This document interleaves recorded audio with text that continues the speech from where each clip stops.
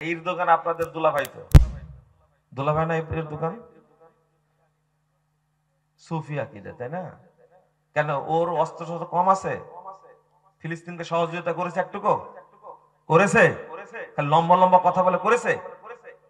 কেউ করবে না। আরাকানে করেছে?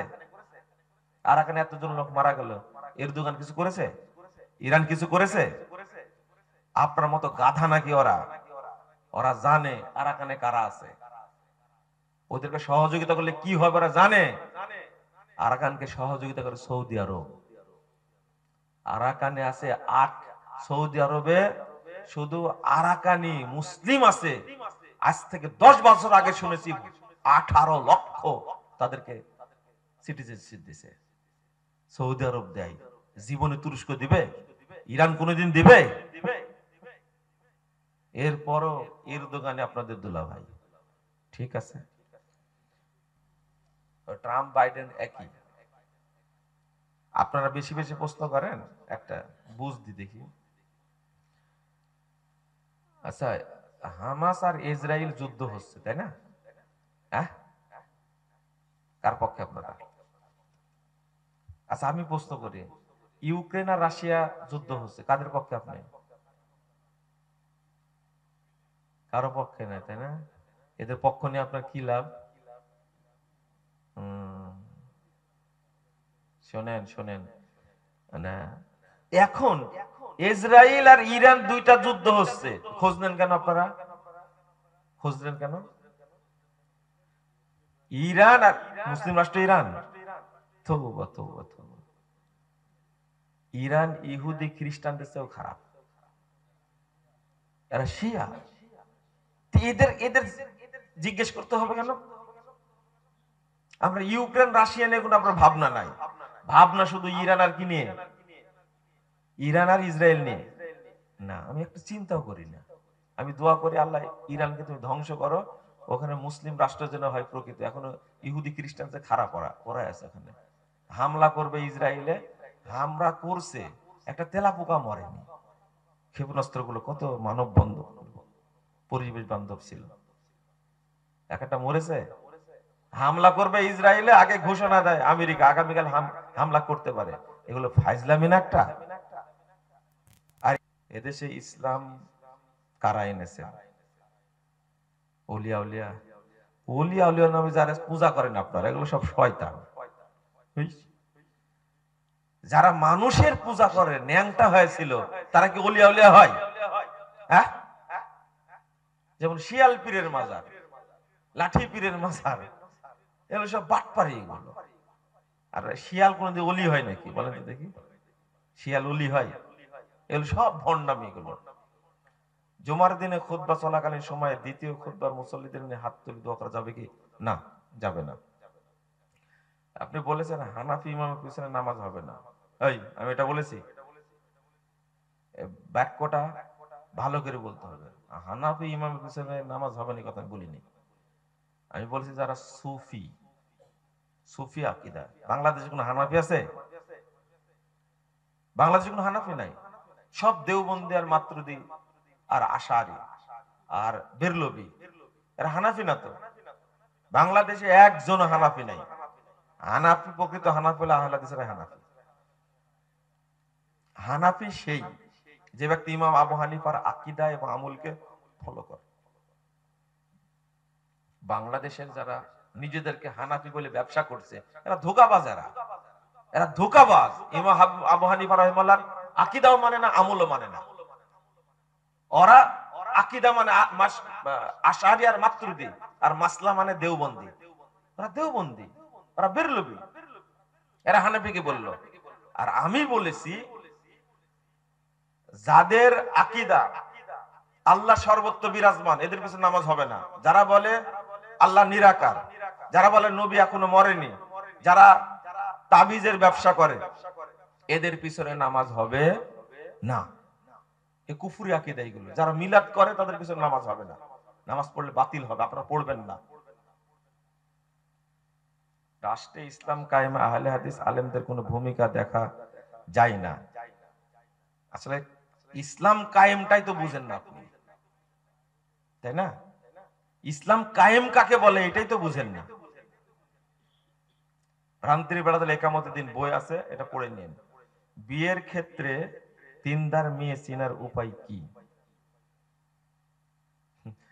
এখন দিনদার মেয়ে আপনি পাবেন কোথায়? আল্লাহর কাছে দোয়া করেন। বোরকা পরে ফষ্টি নষ্টি করে এরা, দোয়া করেন আল্লাহর কাছে, দেখবেন। চেষ্টা করবেন, চেষ্টা করতে তো সমস্যা নাই, চেষ্টা করবেন। বাপ দেখবেন মাকে, মার সম্পর্কে জিজ্ঞেস করবেন, জানবেন, এলাকার মানুষকে জিজ্ঞেস করবেন। আর প্রথম হলো কি দোয়া। আল্লাহ যেটা একটা নেককার কোন মেয়ে যেখানেই থাকুক ব্যবস্থা করে দিও। কিন্তু আপনি নেককার খোঁজেন, আগে দেখেন কোন মেয়েটা বেশি শিক্ষিত, তাই না? বেশি ন্যাংটা। বাংলাদেশের বর্তমান পরিস্থিতিতে সাধারণ মুসলিমদের করণীয় কি? এই ইসকনকে নিষিদ্ধ করেন, দাবি তুলেন। কথা বোঝা গেছে? যারা রাষ্ট্রবিরোধী কার্যক্রম করে তাদের ব্যাপারে তথ্য দেন প্রশাসনকে, একবারে শেষায় এদিকে এদেরকে। দেশটা তো আপনারা ইন্ডিয়ার কাছে বিক্রি করে দিয়েছেন, তাই না? একদিন বক্তব্য দিয়েছিলাম মোদির বিরুদ্ধে, তাই ডিবি অফিসে নিয়ে আমার যা করছে। আওয়ামী লীগ সরকার আমলে নির্যাতিত আলেম সাইদিকে নিয়ে এত কথা বলেন আপনি,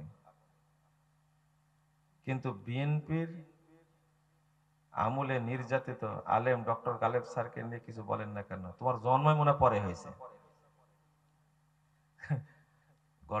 ডক্টর গালেব স্যারের সম্পর্কে গত কয়েকদিন আগে বলেছি, আপনি তো বয়রা, ইবলিশ শয়তান আপনার কানে পেশাব করে দিয়েছে। আমার কথা জীবনে শুনতে পাবেন না আপনি, কোনোদিন পাবেন না, আপনি কোনোদিন পাবেন না। আপনার চোখে শয়তান পেশাব করে দিয়েছে, একদিন করেনি, বহুদিন তাই করছে, কানেও পেশাব করে দিয়েছে। গালেব স্যারকে জেলখানা থেকে বের করার জন্য আমরা কি সংগ্রাম আন্দোলন করিনি? সাইদি সাহেবের সম্পর্কে বলবো না মানে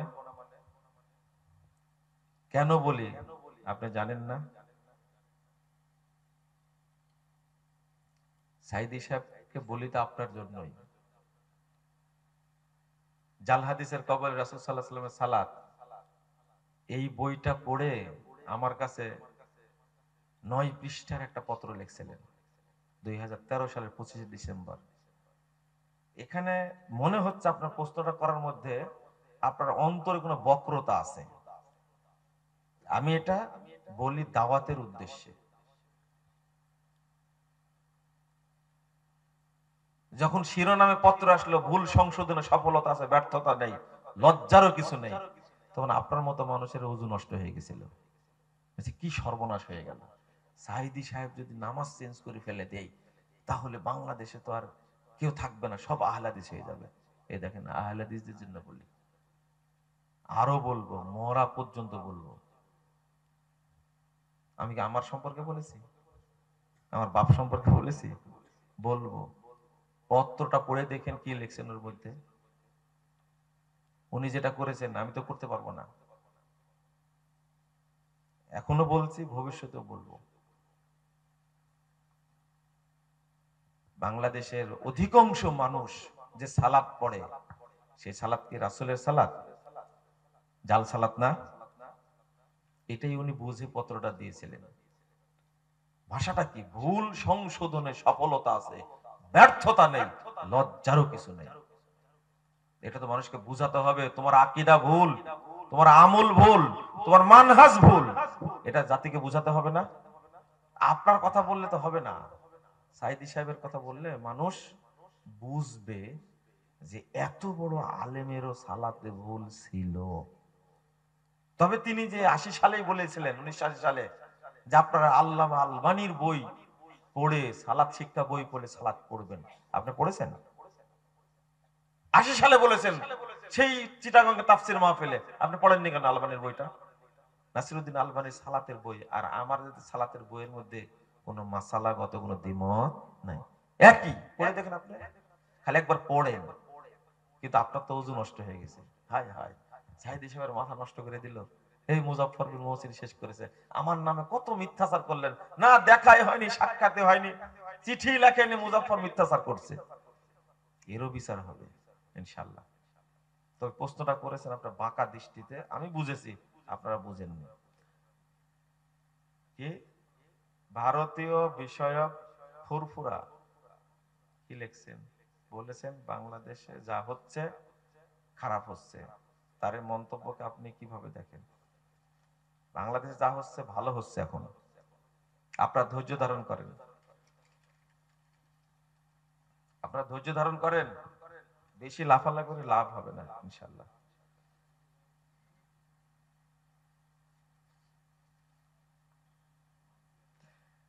আপনি সাইদি সাহেবের প্রতি প্রশংসা করেন, একই মানুষ প্রশ্নটা করেছে, দেখেন আমি বলছি।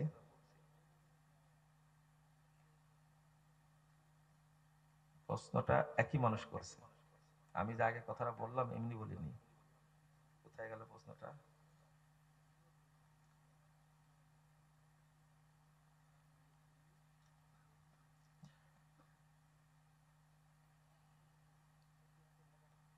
হ্যাঁ হ্যাঁ, কোথায় গেল প্রশ্নটা? এখানে পিছনে পড়ে গেল, এখানে আছে, আমি প্রশ্নটা খুঁজে পেলাম না। না না, এটা তো আলাদা প্রশ্ন। আপনি সাইদি সাহেবের প্রতি প্রশংসা করেন, তাহলে বাংলাদেশ জামাত ইসলামে যোগ দেন না কেন?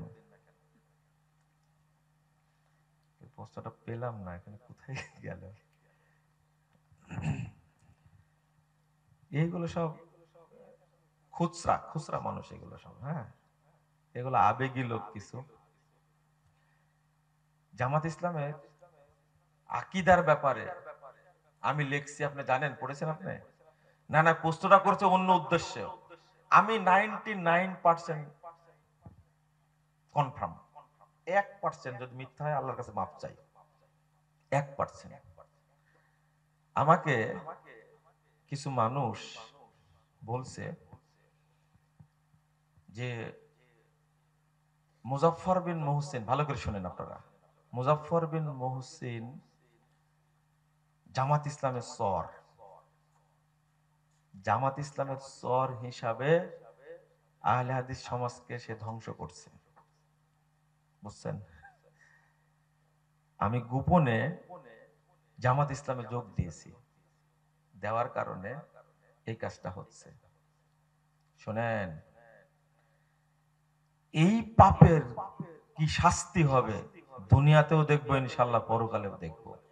আমার নামে এই অপবাদটা দিয়েছেন আপনি, শুধু অপবাদ এটা গোটা দেশ প্রচার করেছেন। এই অপবাদ একবার দেওয়া হয়েছিল ডক্টর মুস্তুদ্দিন সাহেবকে, এরপরে এই অপবাদ আমাকে দেওয়া হয়েছে। যেটা বললে খাবে, সবচেয়ে ভালো খাবে, কিন্তু এই কৌশল কাদের? ইহুদিদের কৌশল না এটা, এটা তো ইহুদিদের কৌশল। আপনি রাগে প্রশ্নটা করেছেন, আগে তো অপবাদ দিয়েছেন যে জামাত ইসলামের সর হিসাবে ঢুকে আহলে হাদিসদের সর্বনাশ করছি। আর আমি আজকে বলবো, আপনি নিজেই যে প্রচারণা করছেন, আপনি নিজেই জামাত ইসলামের ঢাল হয়ে আহলে হাদিস সমাজকে ধ্বংস করলেন। 100% বলে দিলাম, একটা এখানে কোনো পার্সেন্টেজ নাই, একবারে 100 বলে দিলাম। আপনার কথা, আপনার বক্তব্য, আপনার আচরণ চলে আসে সব ওই যে যেটা ইখওয়ানীদের আচরণ তার মধ্যে চলে আসে। আপনি আবার চিন্তা করে দেখেন আমি কি বলতে গেলাম, এটা ভবিষ্যতে আর করবেন না। এটা করে কেউ কখনো সফল হয় না, এটা করে কেউ সফল হয় না। না না, খুব দরকার, এটা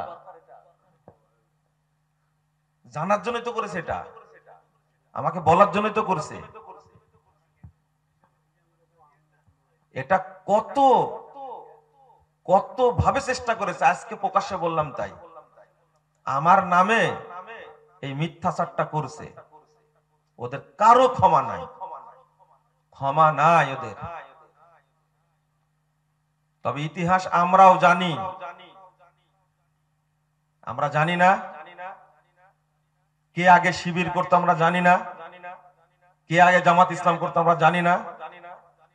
তোমার নাড়ি ছেড়ে ফেলে দেবো কিন্তু মনে রেখো ইনশাআল্লাহ, আমার পিছনে লেখো না। তোমার ইতিহাস আমি জানি, ফাঁস করবো না মানে আজকে শুধু বলে গেলাম। কত সালে শিবিরের সদস্য তুমি ছিলে, সভাপতি ছিলে কত সালে? কত সালে শিবির করেছো? ওই পেটে জামাত ইসলামের ভুসি আছে তাই বের হচ্ছে এখন, তাই না? উগলাচ্ছ কেন এখন? ভালো হয়ে যাও, ভালো হয়ে যাও, ভালো হতে পয়সা লাগে না। বারাকাল্লাহ ফিকুম ওয়া জাযাকুমুল্লাহ খাইরান। মহারাজপুরের মানুষ আজকে এমন একটা, না আর প্রশ্ন করেন আমন ভাই, বলেন। হ্যাঁ,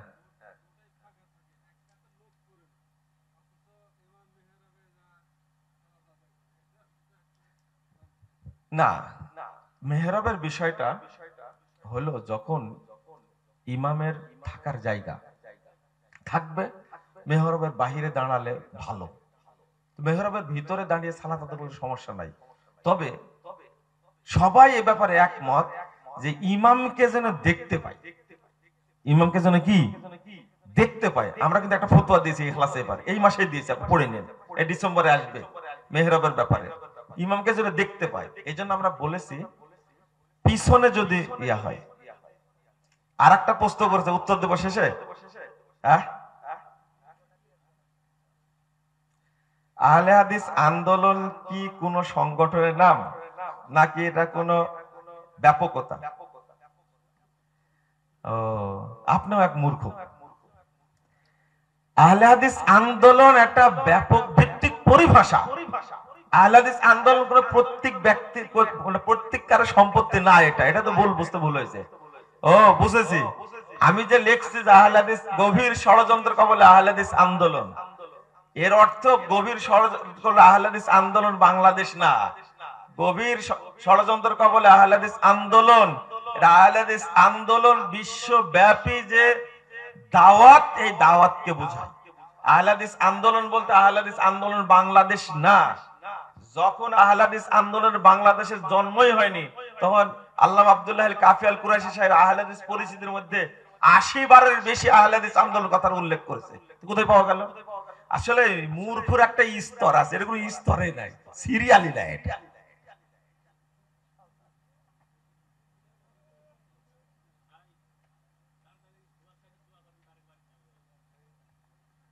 আর একটা প্রশ্ন করেছে শুনেন, মাহফিল বাস্তবায়ন কমিটির কারণে প্রধান বক্তা একটাই উঠে ২:৩০ ২:৩০ পর্যন্ত আলোচনা করলে আলোচনা শুনে শ্রোতাদের তো ফরজ কাজা হবে, ফজর, এই কারণে কি মাহফিল কমিটির গুনাহ হবে? সব গুনাহ মাহফিল কমিটির হবে, সব, এতে কোনো সন্দেহ নাই। আরে তারেক ভাই, যদি আপনি করেন এটা তাহলে আপনার গুনাহ হবে। এখানে যারা নিয়মিত সালাত আদায় করে, ফজর সালাত জামাতে পড়ে, আজকের মাহফিলের কারণে যদি না পড়তে পারে, এই পাপ কমিটিকে নিতেই হবে, কোনো সন্দেহ নাই। মসজিদ কমিটির কারণে যদি আউয়াল ওয়াক্তে সালাত পড়তে মুসল্লিরা না পারে, তাহলে এই জন্য মসজিদ কমিটিকে ভার নিতেই হবে, দায়ী ভার নিতেই হবে, এতে কোনো সন্দেহ নাই। দুইটাই একসঙ্গে বলে নিলাম। পড়েন সুবহানাক আল্লাহুম্মা ওয়া বিহামদিকা। বলেন, প্রশ্ন বলেন।